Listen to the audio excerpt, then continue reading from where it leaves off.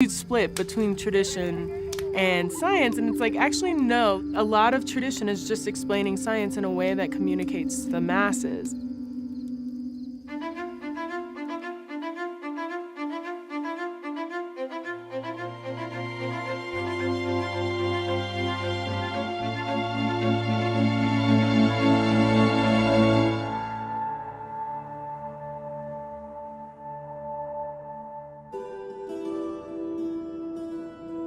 A lot of us who grow up in different communities that aren't part of the majority, we live in two worlds.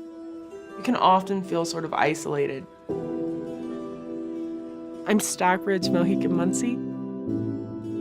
When I was in high school, our mascot was the Redskins.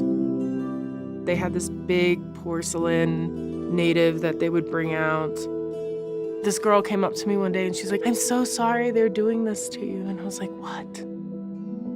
That's when it clicks, like, oh, people see that and they think of me? My culture is rich and it's complex, but it's definitely not a cartoon.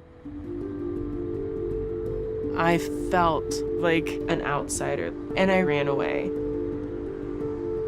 Here I was, like, hopping buses and living on my own and feeling sort of lost.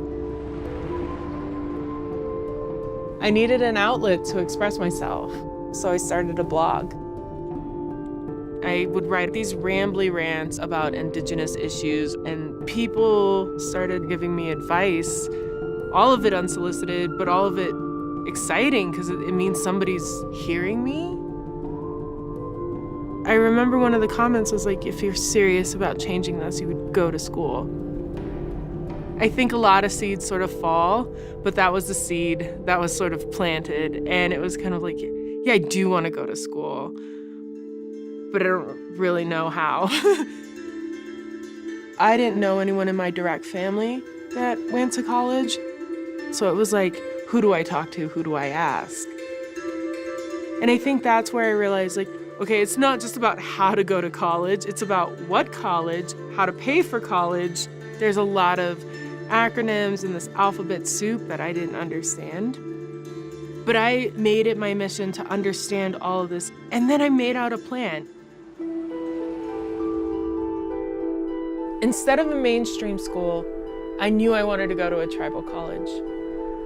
These schools are so important because it's our own community teaching us and setting the measures for success. That first day of class, in walks our professor who is a doctor. It sort of blew my mind because I've never met somebody who was a doctor who was Native American. I was finally around other students who were similar to me in a larger sense. No one here has ever asked me why I don't look like Pocahontas or if I live in a teepee. However you are, that's Native. It really helped me develop my confidence, and that's such an important part of pursuing things. And so I went from like how to go to college and how to pay for college to what comes next in college. Everyone has internships. And so it's like, well, how do I get an internship? Like, where are internships offered? I got an internship in DC at the American Association for the Advancement of Science, which is one of the oldest science organizations in America. I love science and I love tech, but right now the Indigenous voice is largely missing from these industries.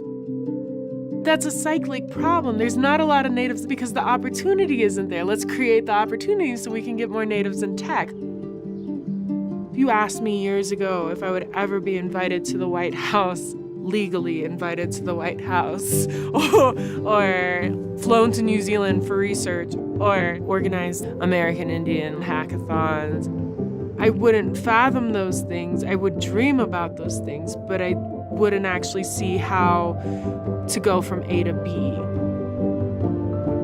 Robin is trying to open a whole new world to her peers. They see through her example that they too have that potential. No dumb question. There's nothing wrong with not knowing something. There's no opportunity that you're not allowed to at least try for. There's often this idea that in order to get opportunities, we have to leave the res. But I feel like we need to start looking at creating these opportunities on the reservation. You can be a researcher, you can be a computer programmer, you can do this, and you can bring your culture with you.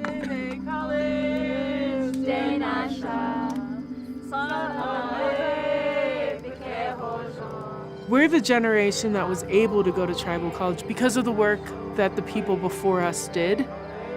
I'm gonna be part of that generation that gets a PhD and spreads this further. That's how you bring a community up.